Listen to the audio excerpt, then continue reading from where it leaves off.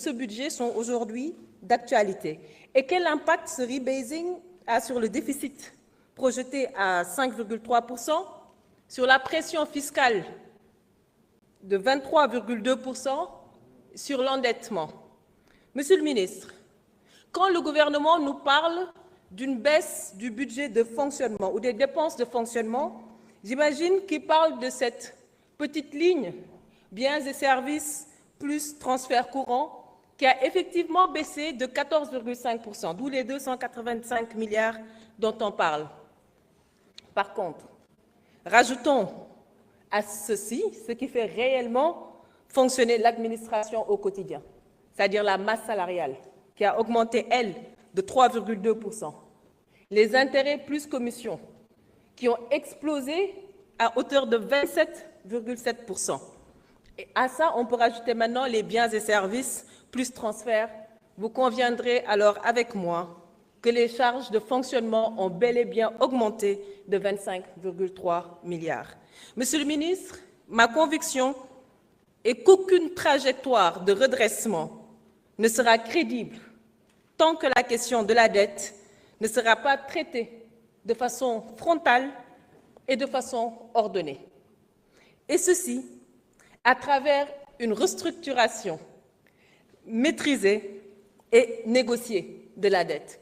Je sais que vous ne voulez pas entendre parler de restructuration, mais je vous demande, Monsieur le ministre, je vous invite à reconsidérer cette question pour affronter notre crise de liquidité préoccupante. Ou sinon, expliquez-nous mieux pourquoi pas.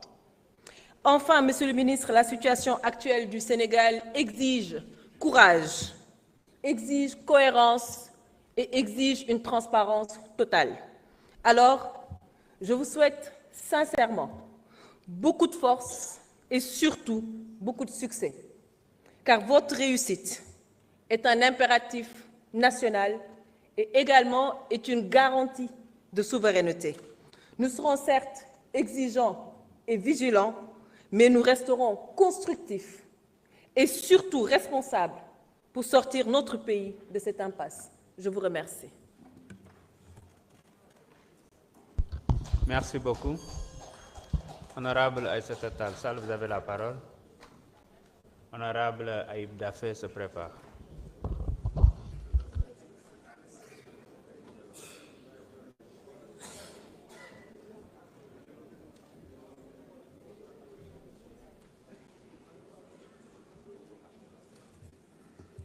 Je vous remercie, Monsieur le Président. Monsieur le Président, Mesdames, Messieurs les ministres, mes chers collègues, mal nommer les choses, c'est ajouter au malheur du monde.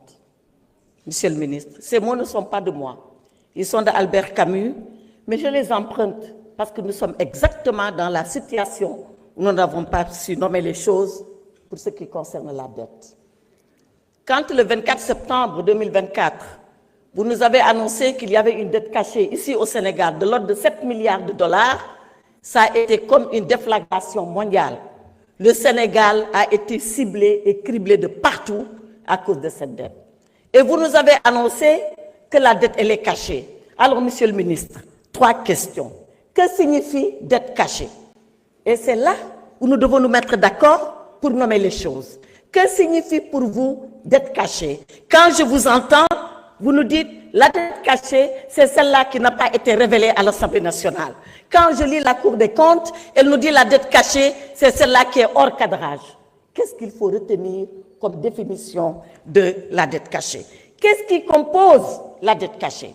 Vous le savez, Monsieur le ministre, la dette, son ratio est calculé selon des normes. Le GFSM 2014. Vous le connaissez, Monsieur le ministre?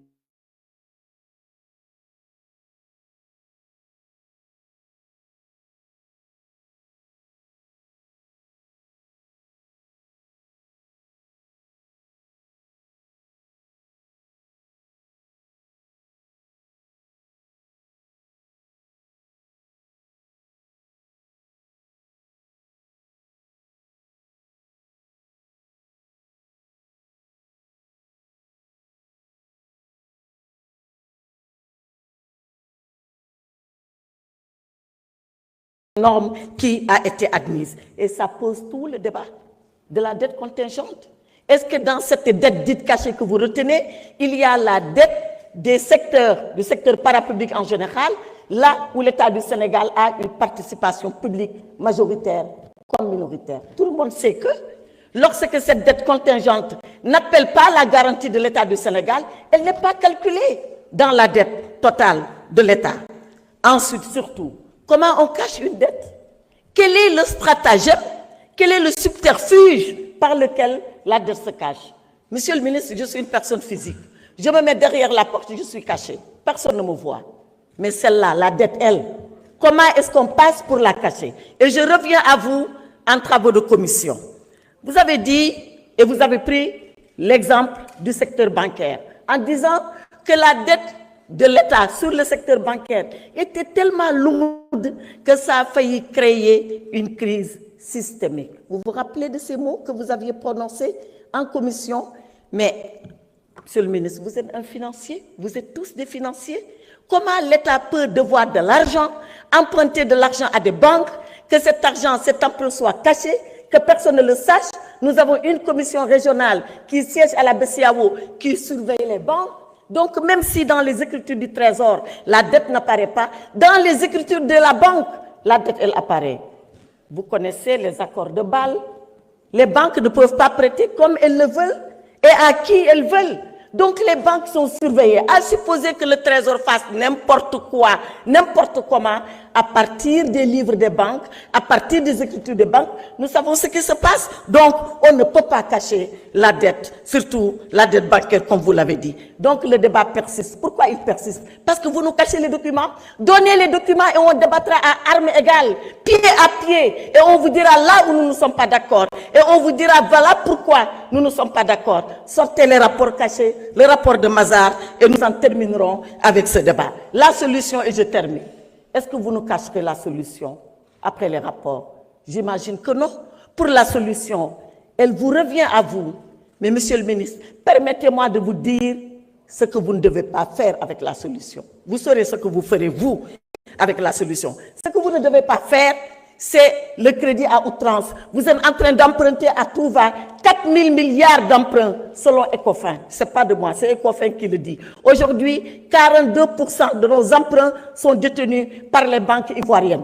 Pour des souverainistes, ça doit faire mal quand même à la fierté. Donc, moins d'emprunts, soyez prudents. Prohibition, structuration, attention à l'abandon des subventions, notamment sur les hydrocarbures, les fonds vautours. Parlons-en. En commission, vous avez dessiné une solution. Mon esprit a tout de suite voyagé vers les fonds vautours. N'y touchez pas, ça ne peut pas être la solution. C'est pour ça que je dis, je ne connais pas votre solution, mais moi je sais au moins ce que vous ne devez pas faire. Monsieur le ministre, regardez les Sénégalais dans le blanc de l'œil. Ne cachez plus la solution. Dites aux Sénégalais ce que vous voulez faire, ce que vous allez faire, où est-ce que vous allez les mener pour solutionner ce problème. Je vous remercie. Merci, honorable.